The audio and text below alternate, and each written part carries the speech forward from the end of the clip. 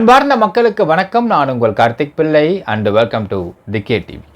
My வி3 ads நிறுவனத்தின் மீது அவதூறுகளும் பொய் புகாரும் கொடுத்துக்கிட்டு இருந்த அசோக் ஸ்ரீநிதி அப்படிங்கிற அந்த அவனை யார் ரோட்டில் போகிறப்போ அசால்ட்டு பண்ணிட்டாங்க. அதன்படி மை வி3 ஆட்ஸ் தான் இதை பண்ணியிருப்பாங்க அப்படிங்கிற அடிப்படையில் அவன் மீடியாவில் பேசிகிட்டு இருக்கான் சார். அதுவும் ஃபுட்டேஜ் வெளியாகிடுச்சு சார், எஃப்ஐஆர் போட்டிருக்காங்க சார், நிறைய பேர் சொல்லியிருந்தீங்க மக்களே. அதை பற்றி ஃபுல்லாக விசாரித்து பார்த்தோம். விசாரித்து பார்த்ததில் கிடைத்த மிக முக்கிய ஆதாரங்கள் என்ன, இவன் எவ்வளோ பெரிய ஃப்ராடு, டீட்டெயில்டாக பார்க்க போகிறோம் இந்த பதிவில்.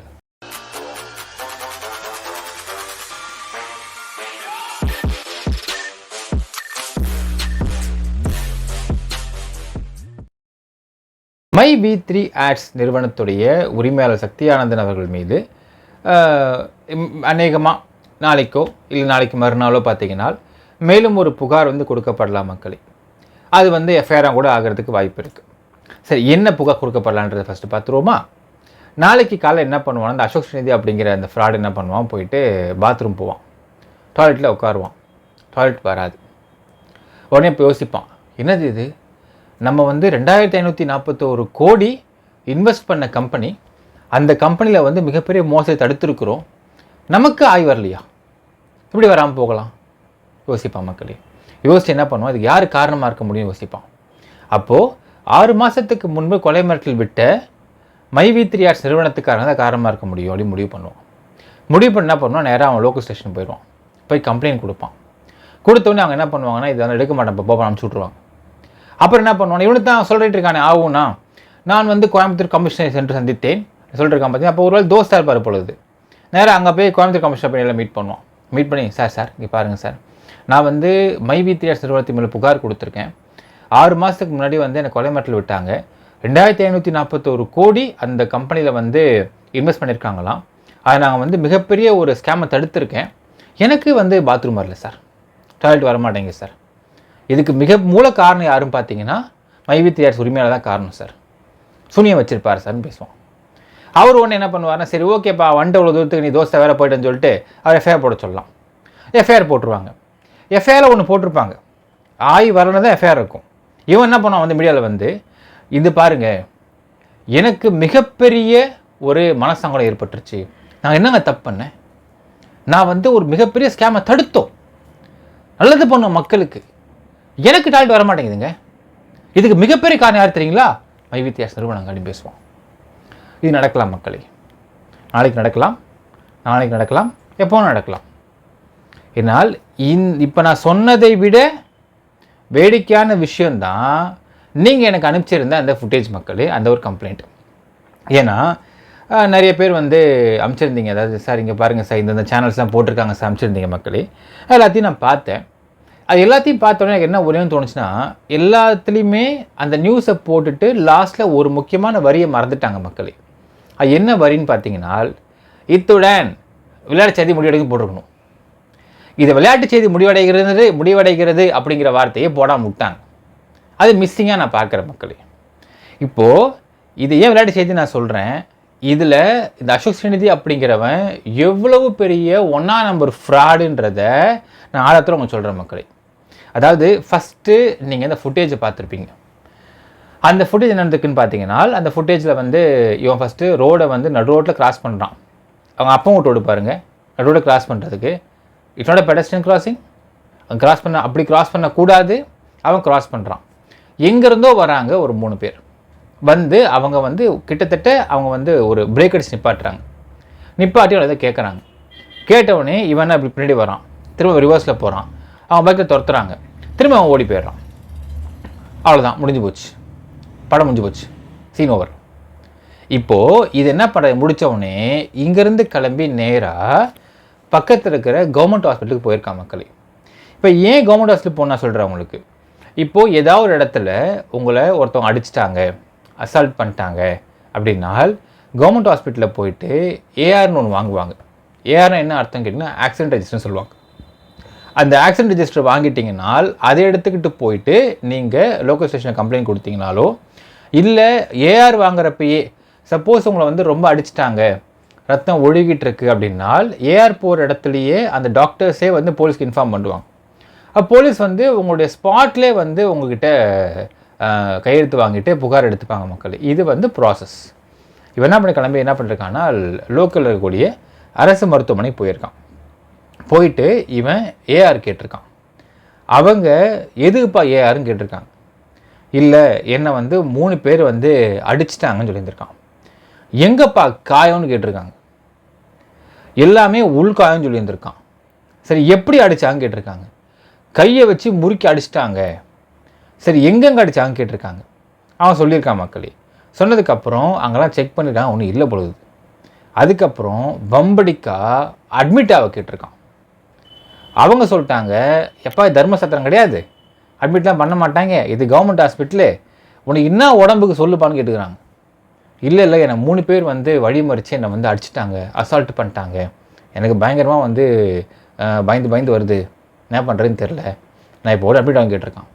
அப்படிலாம் பண்ண முடியாதுன்னு சொல்லிட்டு அவுட் பேஷண்ட் ஓபி பேஷண்ட்டாகவே அவனை ட்ரீட் பண்ணி டாக்டர் அமைச்சிருக்காங்க மக்களே. அந்த டாக்டரு என்ன எழுதி கொடுத்தாங்கன்னு நான் சொல்கிறேன் மக்களே. அதாவது அலீஜ்ட் ஹிஸ்ட்ரி ஆஃப், அது இவன் என்ன சொல்லியிருக்கான் அப்படின்னா, 3 பேர் என்னை கையால் தாக்கியிருக்கிறார்கள் அவினாஷி ரோட்டில் நியர் ஸ்னைப்ஸ் க்ளோத்திங் ஷாப் கிட்ட தாக்கியிருக்கிறாங்க. எத்தனை மணிக்கு? At around 6:30 PM on 30/7/2024. எங்கே தாக்கியிருக்கிறாங்க அப்படின்னா வலதில் இயரில் அவனுக்கு பெயின் இருந்துச்சான். அதுக்கப்புறம் அவ்வளோதான், எல்போவில் பெயின் இருந்துச்சான், ரைட் எல்போவில் பெயின் இருந்துச்சான். So right elbow and right காதுகிட்ட அவனுக்கு பெயின் இருக்குது. இதுதான் அவன் கொடுத்துருக்க தகவல் மக்களே. ஓபியாவே போட்டு அவனை அமுச்சு விட்டாங்க. சரி, இது இல்லை அப்படின்னா அவனுக்கு உண்மையாலுமே அவன் பக்கம் நியாயம் இருக்குது அப்படின்னா இதை அவன் ரிலீஸ் பண்ணலாம் கேட்டு பார்க்க மக்களே. அவங்க கொடுத்த கம்ப்ளீட் டாக்குமெண்ட்டை ரிலீஸ் பண்ணலாம் கேட்டு பார்க்கலாம். ரைட், அதை வாங்கி என்ன பண்ணுறான், டைரெக்டாக கிளம்பி அவன் ஸ்டேஷனுக்கு போகிறான். போயிட்டு அவன் கம்ப்ளைண்ட் கொடுக்குறான். கொடுத்ததுமே அவங்க எஃப்ஐஆர் ஃபஸ்ட்டு போடலை, சிஎஸ்ஆர் போட்டு கொடுத்துருக்காங்க. அடுத்தது வம்படிக்கு எஃப்ஐஆர் கேட்டிருக்கான். அடுத்து எஃப்ஐஆர் போட்டு கொடுத்துருக்காங்க மக்களே. 2 செக்ஷன்ஸ் போட்டிருக்காங்க. என்னென்னு பார்த்தீங்கன்னா 115 of 2 IPC. ஓகே, இப்போ பிஎன்எஸ்னு மாறி போச்சு, நம்ம ஐபிசின்னு எடுத்துக்கலாம். 115 of 2 IPC and 351 of 2 IPC. இதில் 351 of 2 IPC அப்படிங்கிறது தான் என்னென்னா, இப்போ ஒருத்தர் ரோட்டில் போயிட்டுருக்கான், அவன் எதிர்பாராத விதமாக அவனை வந்து இப்படி கையை முறுக்கி ஆய் அப்படிலாம் வந்து ஒரு ஆக்ஷன் பண்ணுறது. இதுக்கு வந்து 500 ரூபா வரைக்கும் ஃபைனு. ஸோ இதுதான் வந்து அங்கே போடப்பட்ட செக்ஷன்ஸ் மக்களே. 115 of 2 IPC அப்படிங்கிறத ஒன்படி கேட்டு வாங்கியிருப்பான்றது புரிஞ்சிக்க முடியுது. ஒருத்தவன் கையை முறுக்கி அப்படின்னு ஆக்ஷன் காமிச்சிருக்கான்னு அவன் சொல்லியிருக்கான். இப்போது போடப்பட்ட செக்ஷன்ஸ் அவன் பார்த்துக்கிட்டோம். 2 முரண்பாடு பாருங்கள். ஃபஸ்ட்டு முரண்பாடு, ஹாஸ்பிட்டலில் என்னை அடிச்சிட்டாங்க, ஏஆர் போடுங்கன்னு கேட்டு வலது காதும் வலது மணிக்கட்டும் வலிக்குதுன்னு சொல்லிட்டு இப்போ ஏஆர் கேட்டிருக்கான். அவங்க ஏஆர் தரல, ஓபி சீட்டு மட்டும்தான் கொடுத்துருக்குறாங்க. இன்பேஷண்ட்டு நீங்கள் வந்து அட்மிட் ஆகி ரொம்ப சீரியஸாக நீங்கள் வந்து இன்ஜுரி ஆகியிருந்தால் ஏஆர் போடுவாங்க மக்களே. இதுக்கு ஏஆர் போடல. அந்த ஓபி சீட்டை எடுத்துக்கிட்டு கிளம்பி அவன் நேராக வந்து ஸ்டேஷனுக்கு போகிறான். அவங்க ஃபஸ்ட் சிஎஸ்ஆர் போட்டு கொடுக்குறாங்க. அடுத்தது இவன் என்ன பண்ணுறான்னா ஒரு கம்ப்ளைண்ட் கொடுக்குறான். அடுத்த நாள் அவங்க எஃப்ஐஆர் போடுறாங்க.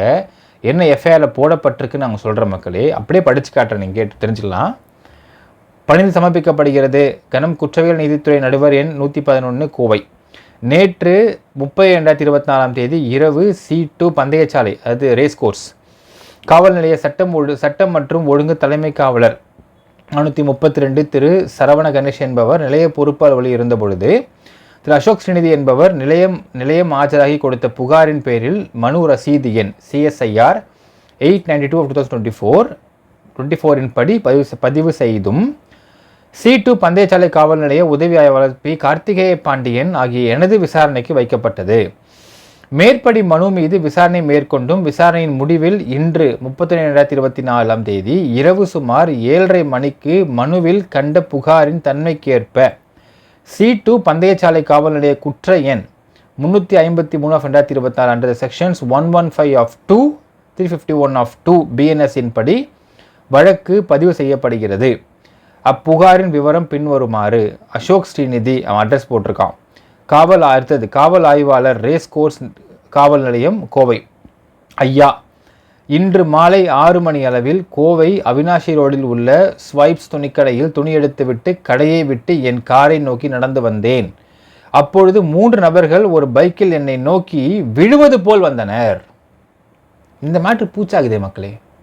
ரைட்டு. அவர்களை தூக்கிவிட நான் சென்ற பொழுது அவசரமாக கீழே இறங்கி என்னை தாக்க தொடங்கினர்.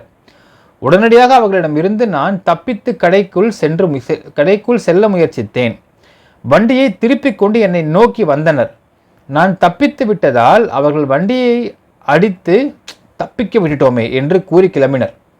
அருகில் உள்ள அனைவரும் இதை பார்த்துள்ளனர். ஷேடோ ஹாஸ்பிட்டல் சிசிடிவியில் அனைத்தும் பதிவாகி இருக்கும். அடுத்ததான் மேட்ரு, முக்கியமான மேட்ரு. மைவி3 ஆட்ஸ் மோசடிக்கு எதிராக நின்றபோது சமீபத்தில் எனக்கு கொலை மிரட்டல் வந்தது. இப்பொழுது என்னை கொலை செய்ய முயற்சித்து விட்டனர். மூவரும் போதையில் இருந்தனர். ஒரு மாதிரி கருப்பு ஆடை போட்டிருந்தனர். அது என்ன ஒரு மாதிரி தெரியல மக்களே.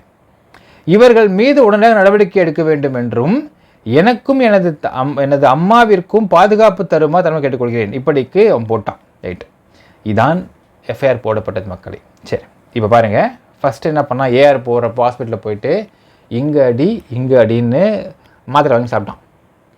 அடுத்தது அங்கேருந்து கிளம்பி வந்து இந்த கம்ப்ளைண்ட் கொடுக்குறான். இந்த கம்ப்ளைண்ட்டில் அடித்ததாக ஒரு வார்த்தையும் கிடையாது. அதற்கு பதிலாக வேறு வார்த்தை இருக்குது. அவர்கள் விழுவது போல் சென்றனர், நான் சென்று தூக்கினேன். அப்போது அவர்கள் வந்து என்னை தாக்க முயற்சி பண்ணாங்க, நாங்கள் ஓடி வந்துட்டோம். இப்போ இந்த விழுவது போல் சென்றனர், நான் சென்று தூக்கினேன் அப்படிங்கிற வார்த்தை மீடியாவில் வரவே இல்லையே. என்ன மேட்டராக இருக்கும்? ஏன்னா அது முடிக்கிறான். அவங்க கம்ப்ளைண்ட் அவங்க எடுத்துட்டாங்க, எஃப்ஐஆர் போட்டாங்க, விசாகன்னு சொல்லிட்டாங்க மக்களே. அடுத்து என்ன 2 days கழிச்சு என்ன பண்ணுறேன்னா போயிட்டு கமிஷனர் மீட் பண்ணியிருக்கானா. கமிஷனை பார்த்து வெளியேருந்து பேட்டி கொடுத்துருக்கான். அந்த பேட்டியில் பார்த்தீங்கன்னா அவன் சொல்லக்கூடிய வார்த்தை, அவர்கள் பொருள் வைத்திருந்தார்கள். ஆனால் இங்கே எங்கேயுமே பொருள் வச்சுருந்தாங்கன்ற வார்த்தை எஃப்ஐஆர்லேயும் இல்லை, எங்கேயுமே இல்லை. அப்போ இது எங்கேருந்து வார்த்தை புதுசாக வந்துச்சு? வெப்பன்ற வார்த்தை எங்கேயுமே இல்லையே, எங்கேருந்து புதுசாக வந்துச்சு? சரி மக்கள், இப்போ முரண்பாடு பார்க்கலாம். அவன் என்ன சொன்னான் பேட்டி கேட்குறப்போ, நீங்கள் என்ன சொன்னார் உங்கள்கிட்ட கேட்டதுக்கு? இல்லை வந்து மைவித்துலாம் சொல்லவே இல்லை என்கிட்ட. ஃபஸ்ட்டு சாரி சொன்னாங்க, அவருக்கப்புறம் வந்து அப்படியே நான் வந்து தாக்க முயற்சி பண்ணாங்கன்னா. எங்கள் புள்ள மக்களே, கூலிப்படையாக இருக்கிறவங்க, கொலை பண்ண நினைக்கிறவங்க ஃபஸ்ட் சாரியாக சொல்லுவாங்க? பூசாகிறாங்க மக்களே, ரொம்ப டீசன்ட் கூலிப்படை பொழுது. இப்போ தான் பூசா கேள்வி போகிறோம் நம்மள. அவ்வளோ ரைட்டு. அதாவது தாக்க முயற்சி பண்ண வரவங்க, அடித்து கொல்ல வரவங்க சாரியாக சொல்லுவாங்க அப்படிங்கிற ஒரு முரண்பாடு இருக்குது மக்களே. அடுத்த முரண்பாடு, எஃப்ஐஆரில் எங்கேயுமே 3 பேர் பொருள் வச்சுட்டாங்கன்ற வார்த்தை வரல. அடுத்தது 3 பேர் விழும்போது நான் தூக்க போனேங்கிறான். இந்த வார்த்தை மீடியாவில் வரவே இல்லையே. என்ன மேட்டராக இருக்கும் மக்களே? இப்போ ஒரே விஷயம் தான் பார்த்தீங்கன்னா மக்கள், 2 விஷயம் பார்க்கணும். இப்போ இந்த புகாரை இவன் ஏன் கொடுத்துருக்கான், வந்தவனுங்க என்ன பண்ண வந்தாங்க அப்படிங்கிறதுக்கு நமக்கு அந்த நபர்களை அழைத்து விசாரித்தால் உண்மை புரிய வரும். ஆனால் ஒரு விஷயம் பார்த்தீங்கன்னா, இவன் ரோடை கிராஸ் பண்ணுறான். அது வந்து நாம் விசாரித்த வரையில் அது பயங்கர பிஸி ரோடுன்னு சொல்கிறாங்க. அந்த பிஸி ரோட்டில் இவன் ரோட்டில் போய் நின்றுருக்கான். கிட்டத்தட்ட ஆல்மோஸ்ட் ரோட்டில் போய் நின்றுருக்கான். அப்போ அந்த சமயத்தில் ஒருத்தவங்க பைக்லேருந்து வரவங்க ஆனால் அந்த ஃபுட்டேஜை ஃபுல்லாக பாருங்க, அவன் தடுமாறுற மாதிரி வந்து கொஞ்சம் லெஃப்ட்டில் அடி திரும்பி அப்படி ஒரு மாதிரி பிரேக் அடிச்சு நிற்பாங்க, ஒரு மாதிரி தடுமாறி நிற்பாங்க. நான் என்னுடைய அனுமானம் என்னென்னு பார்த்தீங்கன்னா, ஏன் இது அவங்க ட்ரிபிள்ஸை வந்து தப்பு, அதில் மாற்றுக்கிறது கிடையாது. அவங்க ட்ரங்க் அண்ட் ட்ரைவ் இவன் சொல்கிறான், அது வந்து அவங்கள கூப்பிட்டு விசாரிச்சா உண்மை தெரியும். ஆனால் ஃபுட்டேஜ் வச்சு பார்க்கும் பொழுது இவன் நடுவோட்டு நின்றுருக்கிறான், அவங்க தடுமாறுற மாதிரி வந்து இப்படி தடுமாறுறாங்க. அப்போது ஒருவேளை ஏன்டா அறிவு இருக்கா அவனுக்கு, நடுவில் நின்றுருக்கு கேட்டிருக்கலாம். கேட்டுன்னு அவன் வந்து ஏதாவது கெட்ட வார்த்தையை பேசியிருக்கலாம், அவன் இறங்கியிருக்கலாம், இவன் தெரிச்சு ஓடிருக்கலாம். இதுக்கு எப்படி மைவித்திரை கனெக்ட் பண்ணான் அப்படிங்கிறதுக்கு மக்களே, நாளைக்கு நான் சொல்கிறேன் மக்களே, அவனுக்கு சப்போஸ் டாய்லெட் போய் டாய்லெட் வரலாம் கூட மைவித்திரை வந்து கனெக்ட் பண்ணுறான். மைவித்திரை சூனி வச்சிட்டாங்க, எனக்கு பாத்ரூம் வரலன்னு சொல்லுவான். இப்படி கனெக்ட் பண்ணிட்டான். 2 ஆஸ்பெக்டில் பார்க்கலாம் மக்களே. ஒன்று, இப்போது சக்தி ஆனந்தனுக்கு பெயில் கிடைச்சிடக்கூடாது, ஏதாவது ஒன்று கலப்பி விடணும் அப்படிங்கிற அடிப்படையிலையும் அவன் கலப்பி விட்டுருக்கலாம். பட் இன்னொரு விஷயம் பார்த்தீங்கன்னா, இந்த கம்பெனி மீது பெருசாக எந்த அலிகேஷன்ஸும் கிடையாது, எந்த குற்றச்சாட்டு, அதாவது இவங்க சொல்கிற குற்றச்சாட்டு எதுவுமே வந்து நிரூபிக்கப்படவும் இல்லை, எல்லாம் பொய் புகார்கள். அந்த அடிப்படையில் நாளைக்கு இவன் மீது கொடுக்கப்பட்டிருக்கிற 7600 கம்ப்ளைண்ட்ஸ் இருக்குது. கிட்டத்தட்ட இது எல்லாம் இவன் பக்கம் திரும்பி, தம்பி ராசா இங்கே வா, எப்படி நீ இது ஸ்கேமுன்னு சொன்ன அப்படிங்கிற அடிப்படையில் இவன் மீது வழக்கு திரும்பி விடுமோ என்கின்ற பயத்தில் கூட இப்படி ஒரு விளையாட்டு செய்தியை ரெடி பண்ணிக்கலாம் மக்கள். இது இவனுடைய ஸ்கேம் கூட இருக்கலாம். ஸோ இது எல்லாமே ஏன் இவன் நாடகமாக இருக்க முடியாது, இருக்கக்கூடாதுன்னு சந்தேகம் எழுகிறது. 2 ஆஸ்பெக்ட் தான் மக்களே. ஒன்று, இவன் நடுரோட் நின்று திட்டிருக்கணும், அவங்க இவன் திருப்பி திட்டிருக்கணும், அடிக்க துரத்திருக்கணும், இவன் ஓடி இருக்கணும். இல்லைனால் இவன் மீது புகார் திரும்பி விடுமோ என்கின்ற பயத்தில், இவன் மீது எல்லாமே ரிவர்ட் ஆடுவாங்கன்ற பயத்தில் ஒரு சிம்பத்தி ட்ராமாவை கிரியேட் பண்ணுறதுக்கு இப்படி பண்ணியிருக்கலாம். 2 ஆஸ்பெக்ட் தான் மக்கள் இதில். இல்லைன்னா என்ன கொடுமை பார்த்தீங்கன்னா, மீடியாக்காரங்க மைவி3 மீது புகார் கொடுத்த அசோக் ஸ்ரீநிதியாம். அதில் ஒரு வார்த்தை ஆட் பண்ணிங்க பாஸ், ஒரு வார்த்தை மிஸ்ஸு. மைவி3 மீது பொய் புகார் கொடுத்த அசோக் போடுங்க, இதுதான் கரெக்டாக இருக்கும். அது என்ன டேக்லைனு எனக்கு புரியல மக்களே. நான் சொல்கிறேன் பார்க்க, நாளைக்கு சப்போஸ் இவனுக்கு டாய்லெட் வரலனா கூட அதை மீடியாவில் ப்ரொஜெக்ட் பண்ணும் பொழுது இதே மெயின் ஸ்ட்ரீம் மீடியாக்கள் மைவி3 மீது புகார் கொடுத்த அசோக் ஸ்ரீநிதிக்கு ஆய் வரவில்லைன்னு போடுவாங்களா? இது கொடுத்தது பூரா உண்மை புகாரா பொய் புகாரான்றதை சப்ஜெக்ட் டு இன்வெஸ்டிகேஷன். இவன் சொல்கிறான் நான் புகாரே கொடுக்கலன்னு வேற ஒரு பில்டப் கொடுத்துட்ருக்குறான். ஏன்னா இவன் தப்பிக்கணும், இவன் எஸ்கேப் ஆகணும்னு சொல்லிட்டு.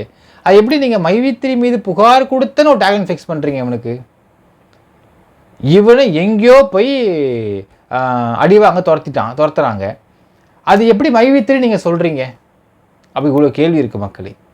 என்னென்னா ஒரு விஷயம் மக்களே, நம்ம புரிஞ்சுக்கலாம். மெயின் ஸ்ட்ரீம் கூட மைவி3ன்ற வார்த்தை போட்டால் தான் உங்களுக்கு வியூஸ் போகும் அப்படிங்கிறதுனால அதை யூஸ் பண்ணிக்கிறாங்கன்னு நினைக்கிறேன். உங்கள் டேக்லைன் இருக்கும் பாருங்கள், வாழ வைத்து வாழுன்னு சொல்லிட்டு. நீங்கள் மெயின் ஸ்ட்ரீம் கூட வாழ வச்சுருக்கிறீங்க உங்கள் வார்த்தையை வச்சுக்கிட்டுன்னு சொல்லலாம் மக்களே. மெயின் ஸ்ட்ரீமுக்கு கூட மைவி3ன்ற வார்த்தையை போட்டால் தான் இது ஓடும். பாமக அசோசியேஷன் கூட ஓடாது. பாமகவை அச்சீவ் பண்ணிட்டு போயிடுவாங்க. இதுதான் ரியாலிட்டி மக்களே. அடுத்த விஷயம் பார்க்கணும், இவன் கொடுத்தது இப்போது இந்த கேஸில் எடுத்துக்கிட்டிங்கன்னா இது எந்த அளவுக்கு பொய் புகார் அப்படிங்கிறது தெளிவாக தெரியுது. எஃப்ஐஆர் ஒன்று இருக்குது, ஏஆர் போடுறதுக்குன்னு போய் ஓபி சீட்டு போட்டதில் ஒன்று இருக்குது. அடுத்தது மீடியாவில் கொடுத்த வார்த்தை மொத்தமாக வேறு மாதிரி இருக்குது. வந்தவன் சாரி சொல்லியிருக்கான், ஏன் சொன்னான்னு தெரியல. அடுத்தது அவங்க எஃப்ஐஆர் பொறுத்தவரைக்கும் அவங்க விடுற மாதிரி போனாங்க, நான் போய் அப்படியே பாஞ்சு போய் சக்திமான் மாதிரி காப்பாற்றணும் போட்டிருக்கான். எங்கே போய் காப்பாற்றினான்னு தெரியல சக்திமான் மாதிரி இவன். இப்போ இதெல்லாம் ஏன் மீடியாவில் வரவில்லை அப்படிங்கிற வார்த்தை இருக்கிறது. இது மொத்தமாக எந்த அளவுக்கு இவன் ஃபேக்குன்றதை பார்த்துக்குங்க மக்களே. இப்போ நான் சொல்வது பொய்ன்னு இவன் சொன்னானால் எஃப்ஐஆர் காப்பியையும் ஓபி சீட்டையும் அவன் வெளியிட வேண்டும்.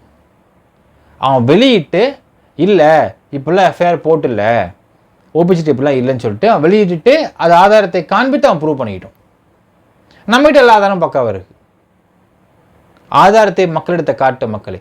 இது மட்டுமா நம்ம தொடர்ந்து கேட்குறோமே, இவன் சொன்னான் பாருங்க, 6 மாதத்திற்கு முன்பு என்னை கொலை மிரட்டல் விட்டாங்கன்னு சொல்லி வார்த்தை ஒன்று விட்டுருக்கான் பாருங்க மக்களே. நாம தான் கேட்குறோம், எப்பா ராசா அந்த பையன் உனக்கு திருநெல்வேலி பையன், அந்த பையன் உனக்கு கால் பண்ணி பேசினது வெறும் 50 செகண்ட். ஆனால் நீ மறுபடியும் ரிவர்ஸ் கால் பண்ணி பேசினது 4 நிமிஷம் 36 செகண்ட். உனக்கு உண்மையாலுமே திராணி இருந்தா, தெம்பு இருந்தா, உனக்கு உண்மையாலுமே தைரியம் இருந்தா மக்களுக்கு முன்னாடி அந்த 4 நிமிஷம் 36 செகண்ட் அந்த ஃபுல் ஆடியோவை எந்த கட்டும் இல்லை வெளியிட முடியுமா? ஏன்னா இவன் தான் அந்த ஆடியோவை ரெக்கார்ட் பண்ணுறான், இவன் தான் அதில் தேவையானதை மட்டும் கட் பண்ணுறான், இவன் தான் அதை கொண்டு போயிட்டு புகாராக கொடுக்குறான். அப்போது இவங்கிட்ட ஃபுல் ஆடியோ கண்டிப்பாக இருக்கும், அதை வெளியிட வேண்டும். வெளியிட்டோம், நம்மளும் பார்த்து தெரிஞ்சுக்கலாம் மக்களே, எது உண்மை நம்ம தெரிஞ்சுக்கலாம் இல்லையா? அடுத்தது coming to the main matter, 60 லட்சம் ரூபாய் உனக்கு எப்படி வந்துச்சு? உனக்கு அதனை அட்வான்ஸ் பணமாக கொடுத்தது யார்? அடுத்தது ப்ரோசோன் மாலில் 25 lakhs rupees அட்வான்ஸ் கொடுத்து கடை எடுத்திருக்க, இன்டீரியர் ஒர்க் போயிட்டுருக்கு. அடுத்தது சாய்பாபா காலனிலையும் சேம் ஒரு கடை எடுத்து இன்டீரியர் ஒர்க் போயிட்டுருக்கு. திடுதுப்புன்னு உனக்கு இவ்வளோ பெரிய அமௌண்ட் இவ்வளோ இடங்களில் கடைகளை வாடகைக்கு எடுத்து இன்டீரியர் ஒர்க்கு பண்ணுறதுக்கு உனக்கு சோர்ஸ் ஆஃப் இன்கம் என்ன? ஏன்னா உன்னை பொறுத்தளவுக்கு உன் குடும்பத்தில் உனக்கு யாரும் மதிக்கலை, தண்ணி தெளித்து விட்டாங்கன்றதான் நான் விசாரித்த நம்பகத்தன்மையான தகவல். உன்னை யாரும் மதிக்கலை, தண்ணி தெளித்து விட்டாங்க, உன்னை நம்பி அவ்வளோ பெரிய அமௌண்ட் கொடுக்க மாட்டாங்கன்னு சொல்கிறாங்க. உனக்கு இந்த 60 லட்சம் எங்கேருந்து வந்துச்சு? ஸோ 3 கேள்வி மக்களே. 60 லட்சம் ரூபாய் யாரு கொடுத்தா எங்கேருந்து வந்துச்சு இந்த ஒரு கேள்வி.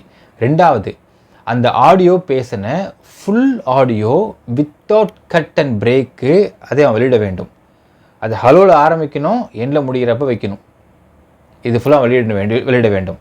மூணாவது, இப்போ நம்ம சொல்லக்கூடிய இந்த எஃப்ஐஆரும் இந்த ஓபி சீட்டும் ஃபேக்குன்னு சொன்னான்னா அதுவும் வெளியிட்டோம் மக்களே.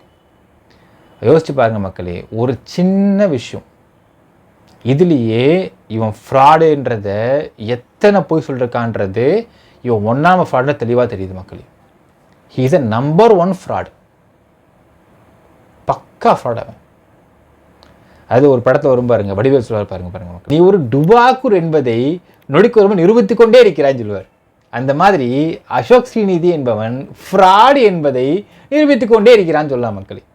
இவன் ஒரு சின்ன இன்சிடென்ட்டில் எவ்வளோ தப்பு பண்ணிருக்கான்ற காமிச்சோம் பாருங்க மக்களே. ஏஆரில் ஒன்று இருக்குது, ஓபி சீட்டில் ஒன்று இருக்குது, எஃப்ஐஆரில் ஒன்று இருக்குது, மீடியாவில் ஒன்று வேறு மாதிரி பேசிகிட்டு இருக்கான். ஸோ இந்த ஒரு இன்சிடென்ட்லேயே இவன் எவ்வளோ பெரிய ஃப்ராட் நம்ம நிரூபித்தாச்சு. அப்போது இந்த கம்பெனி மேலே கொடுக்கப்பட்ட புகார் எவ்வளோ பெரிய ஃப்ராடாக இருப்பான், எவ்வளோ பெரிய ஃபேக் கேஸாக இருக்கும். சரிங்க, நான் இன்னும் கேட்குற மக்களே, அப்படி இல்லைப்பா இவர் ரொம்ப நேர்மையானவன், தூய்மையானவன், எல்லாமே இருந்துட்டு போட்டோமே, அந்த 4 நிமிஷம் 36 செகண்டு பேசின ஃபுல் ஆடியோவை வெளியிட வேண்டும்.